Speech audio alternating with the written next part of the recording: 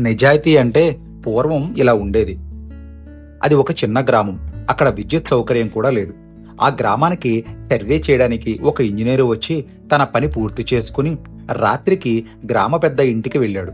రాత్రి భోజనం చేసిన తరువాత ఆ ఇంజనీరు తన బ్యాగ్ నుండి 2 కొవ్వొత్తులు తీసి వెలిగించి లెక్కలు రాసుకున్నాడు.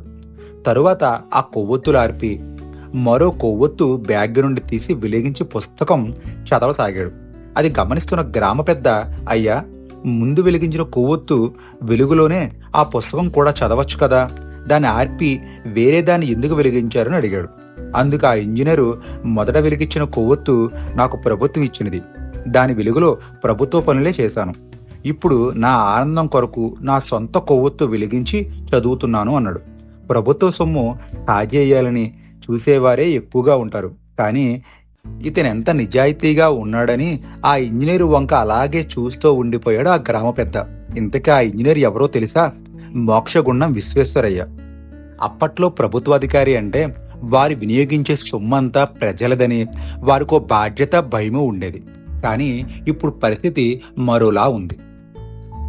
నిన్ను ప్రేమించే వారిని ప్రేమించు, నిన్ను ద్వేషించే వారిపై ఎప్పుడూ ఆప్యాయత కలిగి ఉండు. జీవితం చాలా చిన్నది, అనవసరమైన బాధలు, ద్వేషాలు ఉండకూడదు అని చెప్పిన ఒక మహానుభావుడు జీవితంలో జరిగిన యథార్థ సంఘటన ఒకటి మీకు చెబుతాను, వినండి. నా చిన్నప్పుడు ఒకసారి అమ్మ ఒక రోజంతా కష్టపడి పనిచేసి రాత్రి ఇంట్లో అందరికీ వండి పెట్టింది. నాన్నకు బాగా మాడిన రొట్టి, కూర వేసింది. నాన్న ఏవి పట్టించుకోకుండా తినేసి నా చదువు గురించి అడిగాడు. నాకు చాలా ఆశ్చర్యం వేసింది. ఎందుకు నాన్న అంత మాడిన రొట్టి పెట్టినా కోప్పడలేదే అని. భోజనం అయిన తరువాత అమ్మ క్షమాపణ అడుగుతుంటే నాన్న రొట్టె చాలా బాగుందని కాంప్లిమెంట్ ఇవ్వడం కూడా నేను విన్నాను. అది విన్నాక ఇంకా ఆశ్చర్యం వేసింది. కొద్దిసేపు తర్వాత నాన్నని అడిగా, నిజంగా రొట్టె బాగుందా అని. ఆమె రోజంతా ఎంతో కష్టపడి తినడానికి తెచ్చింది. రొట్టె నన్ను బాధ పెట్టలేదు, కానీ నేను ఒక్క మాట అన్నా ఆమె ఎంతో బాధపడుతుంది.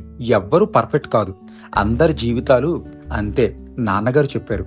దీనివల్ల కొన్ని సంవత్సరాల కాలంలో నేను నేర్చుకున్నది ఏంటంటే, ఎవ్వరి తప్పులను పట్టించుకోకుండా అందరిని ప్రేమించడం నేర్చుకున్నా. నిన్ను ప్రేమించే వారిని ప్రేమించు, నిన్ను ద్వేషించే వారిపై ఎప్పుడూ ఆప్యాయత కలిగి ఉండు. జీవితం చాలా చిన్నది, అనవసరమైన బాధలు, ద్వేషాలు ఉండకూడదు అని మనకు చెప్పారు. ఇంతకీ ఈయన ఎవరో తెలుసా?